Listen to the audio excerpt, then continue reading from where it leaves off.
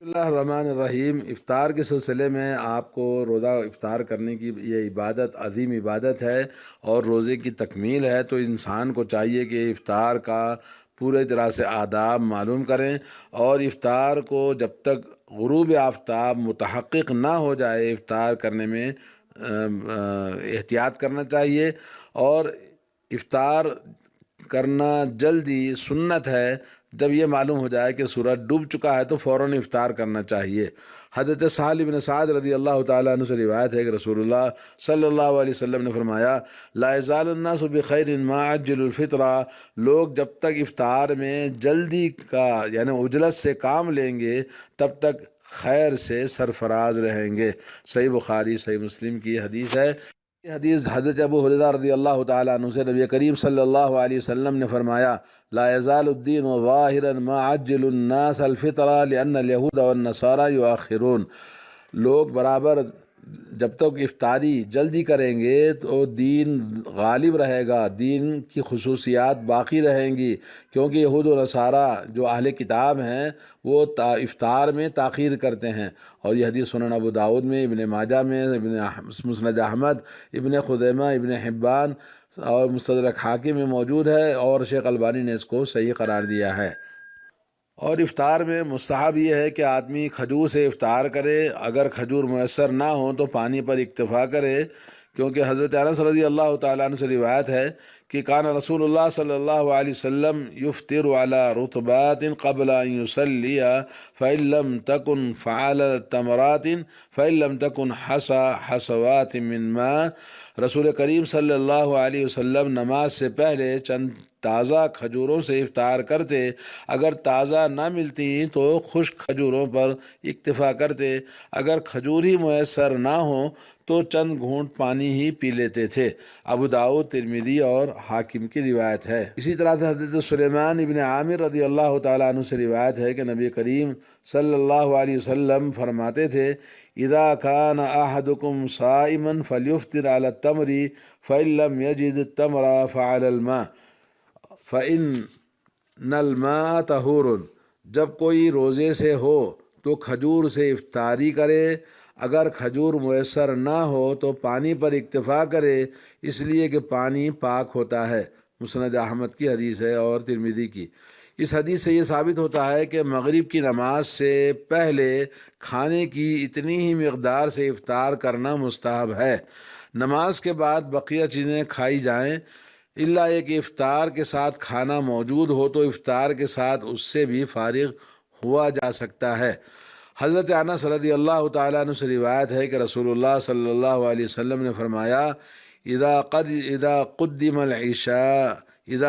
العشاء فابدؤوا به قبل صلاة المغرب ولا تعجلوا عن عشائکم، جب کھانا رکھ دیا جائے تو نماز مغرب سے پہلے اس کو شروع کر دو، کھانے کو چھوڑ کر نماز میں جلد بازی نہ کرو۔ یعنی کھانا لگا ہوا ہے تو آدمی کیا کرے گا، جلد بازی اطمینان سے نماز نہیں پڑھے گا، اس لیے نبی علیہ الصلوۃ والسلام نے فرمایا پہلے کھا لو اور بعد میں اطمینان سے پڑھو۔ لیکن افطار میں اس بات کا خیال رہے کہ ہم اپنا گھر میں اپنے ہی جگہ پر کھاتے ہیں تو اپنی چیزیں بعد میں نماز کے بھی ہم کھا سکتے ہیں۔ جو طریقہ کار لوگوں نے بنا رکھا ہے کہ افطار میں خوب کھاتے ہیں اور نماز میں سستی ہو جاتی ہے، پھر آنے کے بعد وہ آرام کرتے ہیں، یہ طریقہ صحیح نہیں ہے، بلکہ یہ ہے کہ رسول اللہ صلی اللہ علیہ وسلم کی سنت کے مطابق ہم مختصر افطار کھجور اور پانی کے ساتھ کریں، پھر نماز پڑھ کر آ کر بقیہ چیزیں اپنے گھر کی آرام سے کھائیں۔ اور افطار کے وقت روزہ دار کی دعا قبول ہوتی ہے۔ حضرت عبداللہ بن عمر رضی اللہ تعالیٰ عنہما سے روایت ہے، نبی کریم صلی اللہ علیہ وسلم نے فرمایا، ان للصائم عند فطره لدعوة ما ترد، وكان عبد الله اذا افطر يقول اللهم اني اسألك برحمتك التي وسعت كل شيء ان تغفر لي۔ روزہ دار کو افطار کے وقت ایک ایسی دعا کا حق ہے جسے ٹھکرایا نہیں جائے گا، یعنی اس کی دعا ضرور قبول ہوتی ہے۔ تو اس وقت میں حضرت عبداللہ بن عمر رضی اللہ تعالیٰ عنہ کا معمول تھا کہ افطار میں یہ دعا کرتے تھے۔ کیا دعا؟ اللہم انی اسألک برحمتک التی وسعت کل شیء ان تغفر لی۔ یہ حضرت عبداللہ بن عمر سے ثابت ہے۔ باقی اس کے علاوہ اور بھی آپ دعائیں جو چاہے آپ کر سکتے ہیں، اور یہ دعا اللہم انی اسألک برحمتک التی وسعت کل شیء ان تغفر لی، اس کو بھی پڑھیں۔ یہ سنن ابن ماجہ کے اندر حدیث ہے کہ ہم افطار کے وقت میں جب کھجور کھا لیں، پانی پی لیں، تو یہ دعا پڑھنا رسول اللہ صلی اللہ علیہ وسلم سے ثابت ہے۔ ذهب الظمأ وابتلت العروق وثبت الاجر انشاء اللہ۔ یہ دعا رسول اللہ صلی اللہ علیہ وسلم سے ثابت ہے۔ حدیث سنن ابو داؤد میں، نسائی میں، دارقطنی نے اور حاکم نے اور دوسری کتابوں میں بھی اس کی دعا موجود ہے، اور صحیح ابن ابو داؤد میں البانی نے اس کو ذکر کیا ہے۔ تو مطلب یہ کہ افطار کے وقت میں یہ دعا پڑھنی چاہیے۔ باقی جو دعا کیلنڈروں میں اور ہمارے ہاں لوگ پڑھاتے ہیں، عورتیں بچوں کو پڑھاتے ہیں، گھر والے پڑھتے ہیں، وہ دعا غلط ہے، صحیح حدیث سے ثابت نہیں ہے۔ اللہم لکا صمت بک آمنت ولکا اسلمت، یہ جو دعا پڑھتے ہیں اس طرح کی، یہ دعا باطل ہے، غلط ہے، صحیح دعا ثابت نہیں ہے۔ جو ثابت ہے اس کو پڑھنا چاہیے، جو چیز ثابت نہیں ہے اس کو نہیں پڑھنا چاہیے۔ اللہ تعالی ہمیں توفیق عطا فرمائے۔ اور خاص طور پر اللہ کے نبی صلی اللہ علیہ وسلم نے فرمایا کہ روزے افطار کے وقت میں دعا قبول ہوتی ہے، تو روزے دار کو ایسے وقت میں، افطار کے وقت میں، ذکر میں، دعا میں، استغفار میں لگے رہنا چاہیے۔ جی، تو یہ سنن ابو داؤد کی حدیث جو آپ نے سنی، اور اسی طرح سے ایک مرسل روایت یہ بھی ثابت ہے کہ آپ یہ دعا پڑھتے تھے، اللہم لکا صمت وعلی رزقک افطرت، یا اللہ اے الہی تیرے خاطر میں نے روزہ رکھا اور تیری عطا کردہ رزق پر افطار کیا، اتنی ہی دعا، اللہم لکا صمت وعلی رزقک افطرت۔ لیکن یہ مرسل روایت ہے، صحیح نہیں ہے۔ اور یہ بھی ثابت کیا کہ آپ نے صلی اللہ علیہ وسلم نے فرمایا ثلاثۃ لا ترد دعوتہم، تین آدمی ایسے ہیں جن کی دعائیں رد نہیں ہوتی، الصائم حتی یفطر والامام العادل والمظلوم، افطار کے وقت میں روزے دار کی دعا، اور انصاف کرنے والا حاکم اور مظلوم کی دعا، تو یہ تینوں کی دعا اللہ تعالیٰ ضرور قبول کرتا ہے۔ یہ ترمذی کے اندر حدیث ہے۔ تو روزے دار کی دعا کے سلسلے میں للصائم دعوۃ، اللہ کے نبی صلی اللہ علیہ وسلم نے کہا کہ روزے دار کی ایک دعا ضرور اللہ رب العالمین نے رکھا ہے جو اس کی دعا قبول ہوتی ہے۔ اللہ تعالی ہم سب روزے داروں کو توفیق عطا فرمائے کہ روزہ رکھیں اور دعا کریں۔ تو جو لوگ روزہ رکھتے ہیں ان کے لیے خوشخبری ہے، اور یہ اللہ رب العالمین کے یہاں بارگاہ میں اپنی مشکلات، اپنی مصیبتیں، اپنی آزمائشیں، اور اپنے جو زندگی کے اندر پریشانیاں ہیں ان کے لیے ہم اللہ تعالیٰ سے دعا کریں کہ اللہ تعالیٰ ہم کو ان سے نجات دے دے، اپنی اولاد کے لیے، اپنے شوہر کے لیے، اپنے گھر کے لیے، اپنی بیوی کے لیے، اور اپنے خاندان کے لیے، اپنے تمام لوگوں کے لیے، مسلمانوں کے لیے ہم دعا کریں۔ اور یہ دعا اللہ تعالیٰ ضرور قبول فرماتا ہے روزہ دار کی، اور ہمیں دعا کرنا چاہیے، اس میں غفلت نہیں کرنا چاہیے۔